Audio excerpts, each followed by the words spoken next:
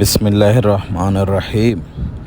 চলুন কয়েকটি হাদিস শুনে আসি এবং আমল করার চেষ্টা করি।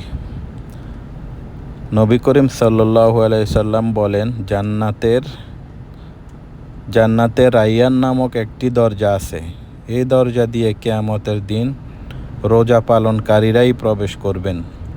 তাদের ব্যতীত আর কেউ এই দরজা দিয়ে প্রবেশ করতে পারবেন না। ঘোষণা দেওয়া হবে, রোজা পালনকারীরা কোথায়? যখন তারা দাঁড়াবে, তারা ব্যতীত আর কেউ এই দরজা দিয়ে প্রবেশ করতে পারবে না। তাদের প্রবেশের পরেই দরজা বন্ধ হয়ে যাবে, যাতে করে এই দরজাটি দিয়ে আর কেউ প্রবেশ করতে না পারে।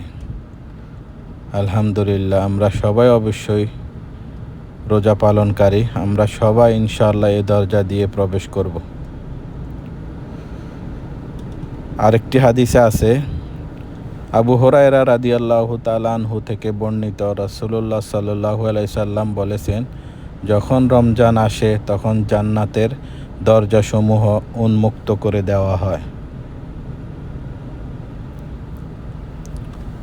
আবু হুরায়রা রাদিয়াল্লাহু তাআলা আনহু বলেন, রাসূলুল্লাহ সাল্লাম বলেছেন, রমজান আসলে আসমানের দরজাসমূহ খুলে দেওয়া হয় এবং জাহান্নামের দরজাসমূহ বন্ধ করে দেওয়া হয়, আর শয়তানগুলোকে শিকলবন্দি করে দেওয়া হয়।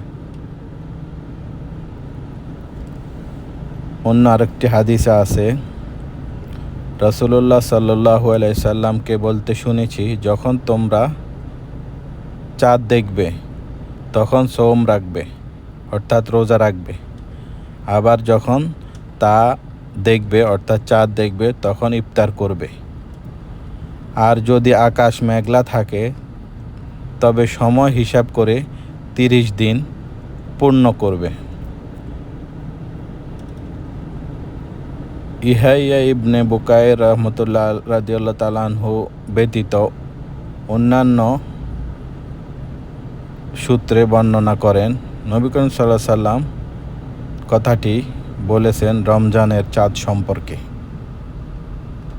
আচ্ছা, অন্য হাদিসে আছে, নবী করিম সাল্লাল্লাহু আলাইহি সাল্লাম বলেছেন, যে ব্যক্তি লাইলাতুল কদরে ঈমানের সাথে সওয়াবের আশায় রাত জেগে ইবাদত করে, তার পিছনে সমস্ত গুনাহ ক্ষমা করা হয়।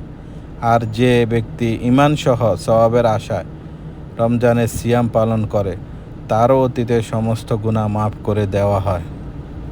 সুবহানাল্লাহ। সবাই